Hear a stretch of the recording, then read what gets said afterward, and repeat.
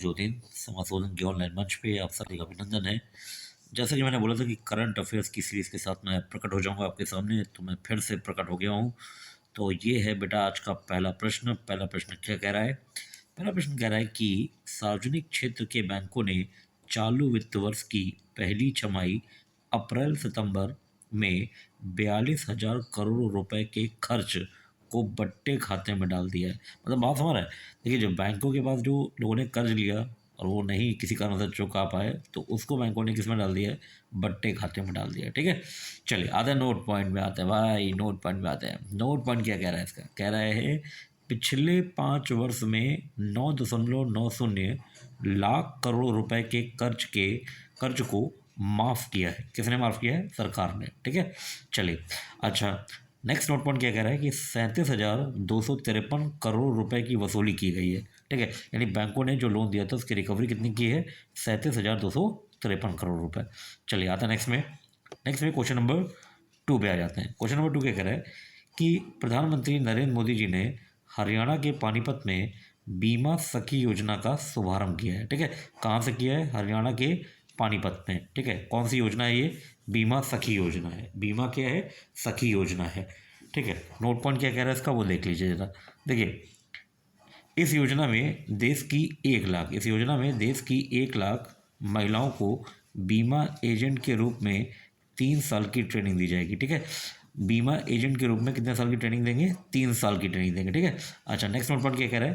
पहले चरण में 35,000 महिलाओं को बीमा सखी ट्रेनिंग दी जाएगी। ठीक है, पहले चरण में कितने लोगों को देंगे? 35,000 महिलाओं को ट्रेनिंग देंगे। आइए नेक्स्ट पे आते हैं। नेक्स्ट नोट पॉइंट क्या कह रहा है? नेक्स्ट नोट पॉइंट कह रहा है कि ट्रेनिंग के दौरान महिलाओं को पहले साल हर माह 7,000 रुपये, दूसरे साल 6,000 प्रति माह और तीसरे साल 5,000 रुपये स्टाइपेंड दिया जाएगा। ठीक है, चलिए नेक्स्ट में आइए। नेक्स्ट में एक नोट पॉइंट है, ये देख लेते हैं। नोट पॉइंट कह रहा है कि ऋतुनंदा भारत की पहली सफल महिला बीमा एजेंट मानी जाती हैं, जिन्हें स्वयं LIC ने सम्मानित किया है। उनके नाम एक ही दिन में 17,000 बीमा कराने का Guinness book of world record है। ठीक है, चलिए आते हैं नेक्स्ट में आते हैं। नेक्स्ट में क्वेश्चन नंबर 3 क्या कह रहा है कि रिजर्व बैंक के नए गवर्नर कौन होंगे? तो ये होंगे संजय मल्होत्रा होंगे। ठीक है, अच्छा, किस नंबर के होंगे? 26वें होंगे। ठीक है, 25वें शक्तिकांत दास जी हैं, इन्हीं का स्थान कौन ले लेंगे? संजय मल्होत्रा। तो आइए नोट पॉइंट में देख लेते हैं। नोट पॉइंट क्या कह रहा है कि 11 दिसंबर 2024 से यह पदभार संभालेंगे। ठीक है, 11 दिसंबर से। ठीक है, आज जैसे जब ये मैं रिकॉर्ड कर रहा हूँ तो 9 तारीख है आज। ठीक है, ठीक 2 दिन बाद। ठीक है, अच्छा, आइए नोट पॉइंट नेक्स्ट में आते हैं। ये कह रहा है कि RBI गवर्नर के रूप में उनके 3 साल के कार्यकाल में, देखिए कार्यकाल कितना है रहेगा इनका? 3 साल का। ठीक है, कार्यकाल 3 साल का। देश की आर्थिक और देश की आर्थिक नीति है ये। आर्थिक नीति में महत्वपूर्ण बदलाव की उम्मीद होगी। ठीक है, आर्थिक नीति में। ठीक है, चलिए आते हैं नेक्स्ट में आ जाइए। नेक्स्ट नोट पॉइंट क्या कह रहा है कि शक्तिकांत दास वर्तमान RBI गवर्नर का कार्यकाल कब समाप्त हो रहा है? 10 दिसंबर 2024 को समाप्त हो रहा है और इन्हीं का स्थान लेंगे संजय मल्होत्रा जी। ठीक है, आइए नेक्स्ट में क्वेश्चन नंबर 4 क्या कह रहा है कि KVP मतलब अर्थात किसान विकास पत्र। ठीक है, भारत सरकार द्वारा 1988 में शुरू की गई एक सर्टिफिकेट योजना थी या योजना है। ठीक है, चल रही है तो है ही कहेंगे। अच्छा, नोट क्या है इसमें? एक मुश्त राशि 115 महीने अर्थात 9 साल 7 महीने में क्या हो जाती है? दुगनी हो जाती है। ऐसे मान लीजिए आपने 10,000 रुपये जमा किए तो 9 साल 7 महीने में क्या हो जाएंगे? 20,000 हो जाएंगे। ठीक है, डबल हो जाता है इसमें। अच्छा, फिर एक नेक्स्ट नोट पॉइंट है इसमें।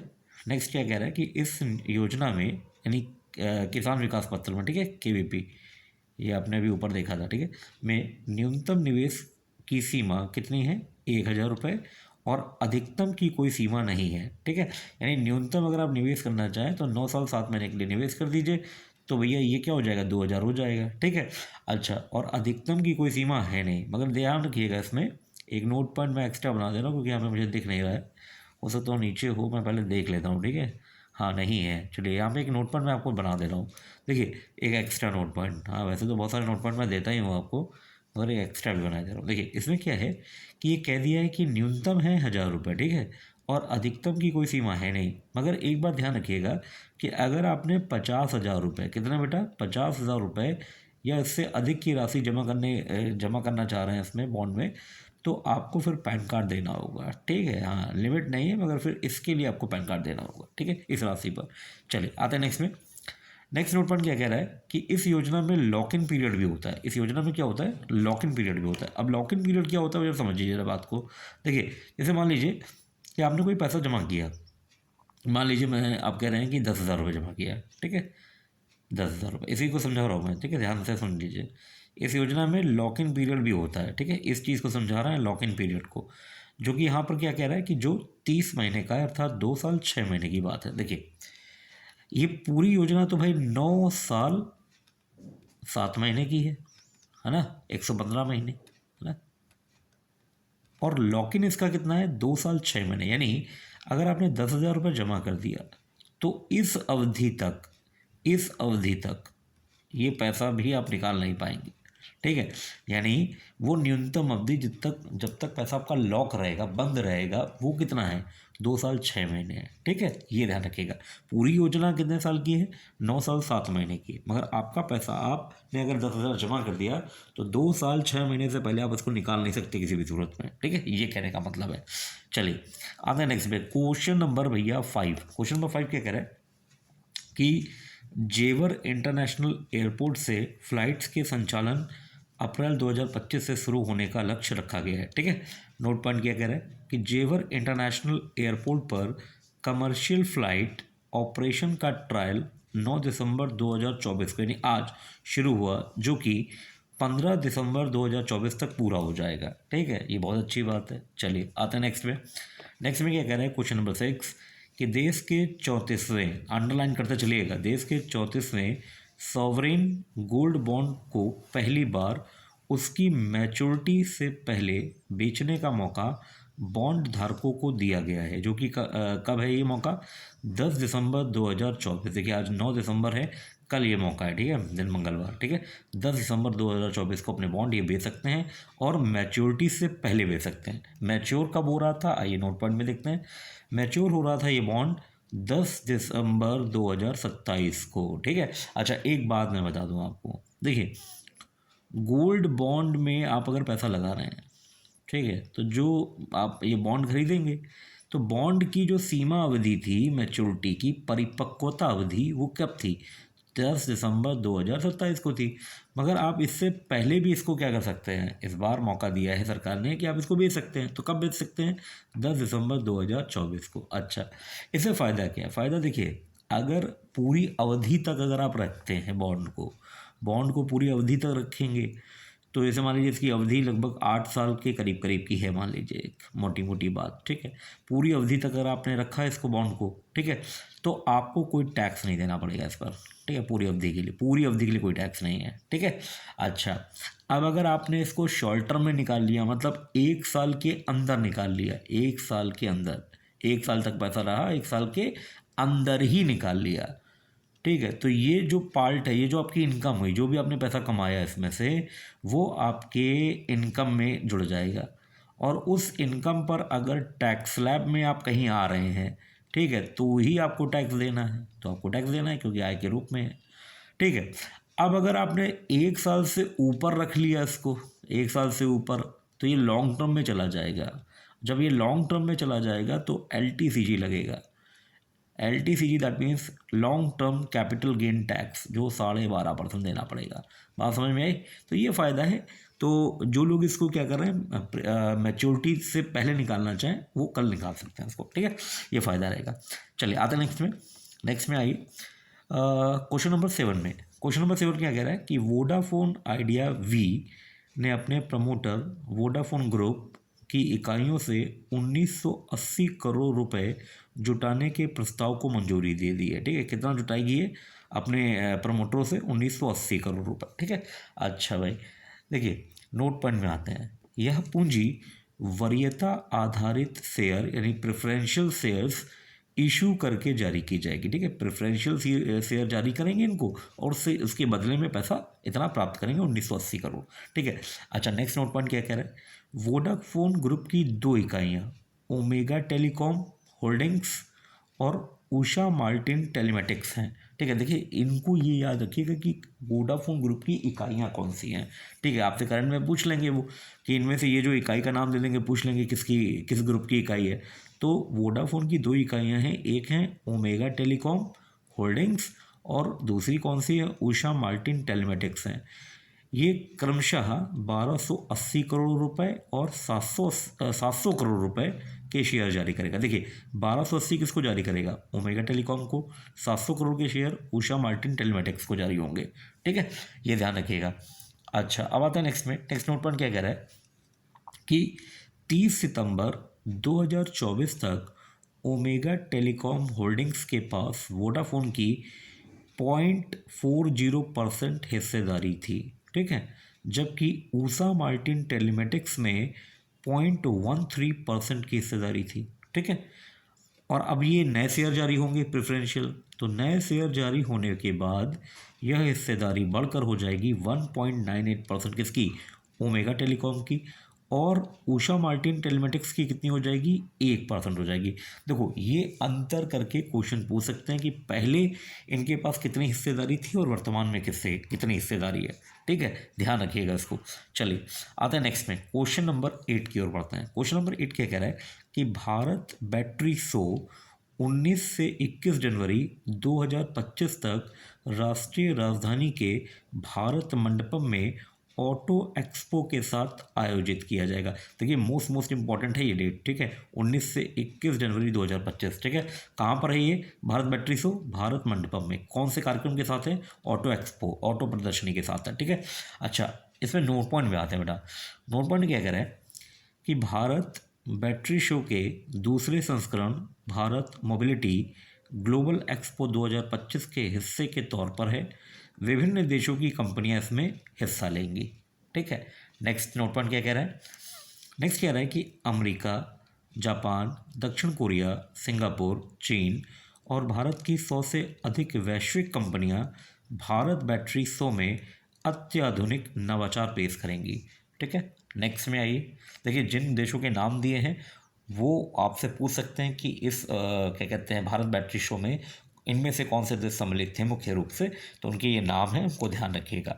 चलिए नेक्स्ट नोट पॉइंट पे आइए, ये कह रहा है कि भारत ऊर्जा भंडारण गठबंधन यानी IESA के अध्यक्ष कौन है, देवी प्रसाद दास हैं। ठीक है, अंडरलाइन कर दीजिएगा, प्रेसिडेंट वगैरह पूछे जाते हैं ऑर्गेनाइजेशंस के।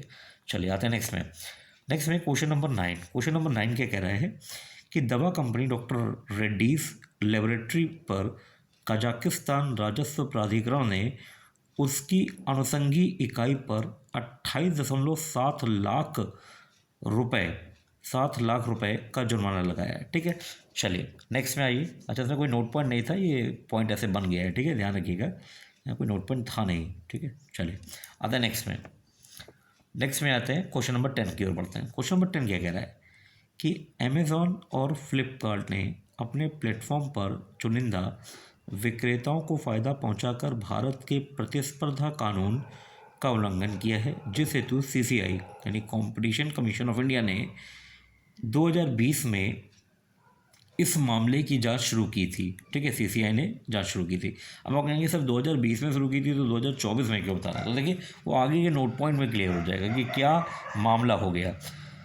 इसमें नोट पॉइंट में आया कि इसके अलावा स्मार्टफोन कंपनी जैसे सैमसंग और वीवो पर भी आरोप है कि इन्होंने ई-कॉमर्स कंपनियों यानी इन्हीं कंपनियों का इस्तेमाल करके इनके साथ मिलकर प्रोडक्ट को केवल ऑनलाइन लॉन्च करने की साजिश की। ठीक है, ये आरोप है। ठीक है, सैमसंग और वीवो पर और साथ में इन ऑनलाइन ई-कॉमर्स कंपनियों पर भी। ठीक है, ई-कॉमर्स कंपनियों पर। अच्छा नोट नेक्स्ट क्या कह रहा है कि भारत में ई-कॉमर्स बाजार 2023 में कितना था, 57 से लेकर 60 बिलियन डॉलर का था, जो कि बढ़कर 2028 तक कितना हो जाएगा, 160 बिलियन डॉलर हो जाएगा, होने की संभावना है। ठीक है, अच्छा ये मतलब ये मैं आपको क्यों बता रहा हूँ, ये इसलिए बता रहा हूँ कि मार्केट यहाँ से लेकर यहाँ तक आएगा और उस बीच में ऐसी खबर आ गई है।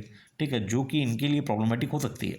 देखिए नेक्स्ट नोट पॉइंट पे क्या कह रहा है कि भारतीय प्रतिस्पर्धा आयोग यानी CCI, competition commission of India ने सर्वोच्च न्यायालय से अपील की है कि अमेज़ॉन और वॉलमार्ट के फ्लिपकार्ट के खिलाफ चल रही जांच को रोकने की कोशिशों पर वह हस्तक्षेप करें। ठीक है, ये रिक्वेस्ट की है किसने? सीसीआई ने सुप्रीम कोर्ट से की है।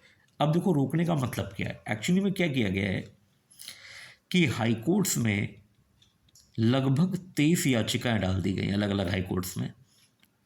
अब ये मामला जो है हाई कोर्ट्स में भी चला गया है। ठीक है, अब सुप्रीम कोर्ट से ये आग्रह करना पड़ा है कि ये पूरे मामले जो हाई कोर्ट में है उन सबको एक बंच मानकर एक साथ सुनवाइयाँ कर ले, वरना इस तरह की सुनवाई में पहले हाई कोर्ट से डिसीजन आएगा फिर सुप्रीम कोर्ट जाएंगे तो उसमें टाइम लगेगा। और ये इसीलिए किया गया है, ये सीसीआई का कहना है कि इसीलिए किया गया है ताकि इस जांच में क्या हो, देरी हो। ठीक है, तो उससे बचने के लिए सीसीआई ने सर्वोच्च न्यायालय से ये गुहार लगाई है। ठीक है, चलिए आते नेक्स्ट में क्वेश्चन नंबर 11 की ओर बढ़ते हैं। क्वेश्चन नंबर 11 बेटा क्या कह रहा है कि चालू वित्त वर्ष की दूसरी छमाही में तांबा मतलब कॉपर की घरेलू मांग में 10 से 13% की वृद्धि होने की संभावना है। ठीक है, घरेलू मांग में कितनी वृद्धि होगी? 10 से 13% की वृद्धि की संभावना है। नोट पॉइंट में आते हैं।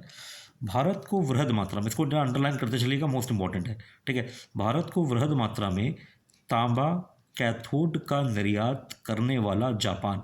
देखो आपसे पेपर में पूछ लेंगे कि तांबा कैथोड का निर्यात सबसे ज़्यादा भारत को कौन करता है, तो वो जापान करता है। और तांबा द्रव्य यानी कॉपर लिक्विड का बड़ा आपूर्तिकर्ता इंडोनेशिया है। ठीक है, दोनों ही देश नीतियों में बदलाव संबंधी चुनौतियों से जूझ रहे हैं। ठीक है, ये दोनों पॉइंट आपके लिए इंपॉर्टेंट हैं, सेपरेटली पूछे जा सकते हैं। ठीक है, आइए नेक्स्ट में आते हैं। क्वेश्चन नंबर 12 बेटा, क्वेश्चन नंबर 12 क्या कह रहा है कि भारत की दूसरी सबसे बड़ी pathology lab chain metropolis health care ने दिल्ली एनसीआर स्थित cancer diagnostic company core diagnostic का अधिग्रहण मंजूर कर लिया है। यह अधिग्रहण 246.8 करोड़ रुपए में किया जाएगा। ठीक है, तो भारत की सबसे बड़ी पैथोलॉजी लैब चेन कौन? Metropolis health care. ठीक है, इसने अधिग्रहण किया है किसका? कोर डायग्नोस्टिक्स का। ठीक है, चलिए आधा नेक्स्ट में क्वेश्चन नंबर 13। क्वेश्चन नंबर 13 क्या कह रहा है? आरपीजी समूह की कंपनी सीएट ने कैम्सो ब्रांड की ऑफ हाईवे निर्माण उपकरण बायस टायर और ट्रैक के कारोबार का अधिग्रहण करने के लिए मिशेलिन कंपनी के साथ एक करार किया है। यह करार कुल 22.5 करोड़ अमरीकी डॉलर का है, अर्थात 1900 करोड़ रुपए का ये जो समझौता है, ये करार है 1900 करोड़ रुपए का किया है। ठीक है, अच्छा किसी के साथ किया है? मिशेलिन के साथ। ठीक है, किसने किया है? Company CEAT. चलिए नोट पॉइंट में आते हैं। नोट पॉइंट में क्या कह रहा है कि इसमें या इससे, इस करार से श्रीलंका में 2 विनिर्माण इकाइयाँ और कैम्सो ब्रांड के वैश्विक अधिकार शामिल हैं। ठीक है, उन पर अधिकार हो जाएगा सीएट का। चलिए अच्छा, सीएट का फुल फॉर्म हो सकता है आपकी कभी नज़र ना पड़ी हो, तो ये फुल फॉर्म देख लेते हैं। ये एक इटालियन कंपनी है। तो सीएट का फुल फॉर्म क्या है? कावी इलेक्ट्रिकी ई एफिनी टोरिनो। ठीक है, ये ध्यान रखिएगा, कभी कभी फुल फॉर्म आ जाते हैं इस टाइप से। ठीक है, तो फिर बहुत चौक जाते हैं कि ये कैसे हो गया, हाँ हमको पता ही नहीं चला ऐसा, इसका भी फुल फॉर्म है। ठीक है, तो वो बता दिए बेटा आपको। चलिए आता नेक्स्ट में क्वेश्चन नंबर 14 की ओर बढ़ते हैं। अमेरिका की प्रभावी कंपनी एलाई लिली, ये फार्मा कंपनी है, एलाई लिली फार्मा। ठीक है, फार्मा कंपनी है। ठीक है, वर्ष 2025 में भारत में मोटापा कम करने और मधुमेह मतलब डायबिटीज़ रोगियों हेतु दवा टरजेपाटाइड अथवा मानजारो बाजार में जारी करेगी। ठीक है, यानी मोटापे के लिए कौन होगी? मोटापे की होगी टरजेपाटाइड। ठीक है, और मधुमेह के लिए कौन सी होगी? डायबिटीज़ के लिए कौन सी होगी? मानजारो। ठीक है, कब आ रही है ये दवा? 2025 में। कौन सी कंपनी है? Ally lily. कहाँ की है? अमेरिका की। अब देखो पेपर में हो सकता है कि तुमसे पूछ लें बेटा कि एलाई लिली किस तरह की कंपनी है, तो एक फार्मा कंपनी है। ठीक, दूसरा किस देश की है? अमेरिका की है। अभी ये हाल ही में चर्चा में क्यों थी? क्योंकि ये दो तरह की बीमारियां, एक तो मोटापा और दूसरा क्या, मधुमेह, ये तेजी से भारत में बढ़ रहा है। तो ये दोनों बीमारियों की दवा क्या करेगी? ये लॉन्च करेगी कब तक? 2025 तक। मोटापे की कौन सी दवा लॉन्च करेगी?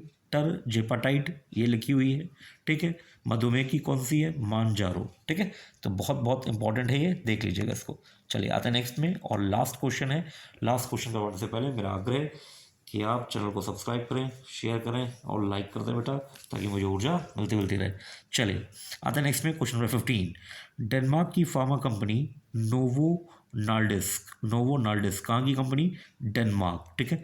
भारत में जल्द ही मोटापा कम करने वाली दवा वीगोवी वर्ष 2026 तक जारी करेगी, ठीक है। ध्यान रखिएगा, डेनमार्क की कंपनी नोवो नार्डिस्क कौन सी कंपनी है? ये भी फार्मा कंपनी है, देखो बेटा, है ना। एलाई लिली भी कौन सी थी? फार्मा कंपनी थी।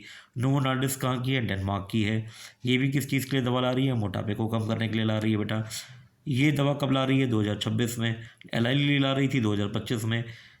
नोवो नार्डिस्क कौन सी दवा लॉन्च करेगी? वीगोवी, ठीक है।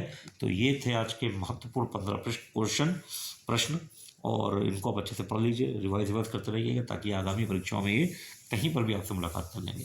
तो तब तक के लिए जय हिंद, जय भारत। हम मिलते हैं अगले वीडियो पे, ठीक है बेटा। चलिए।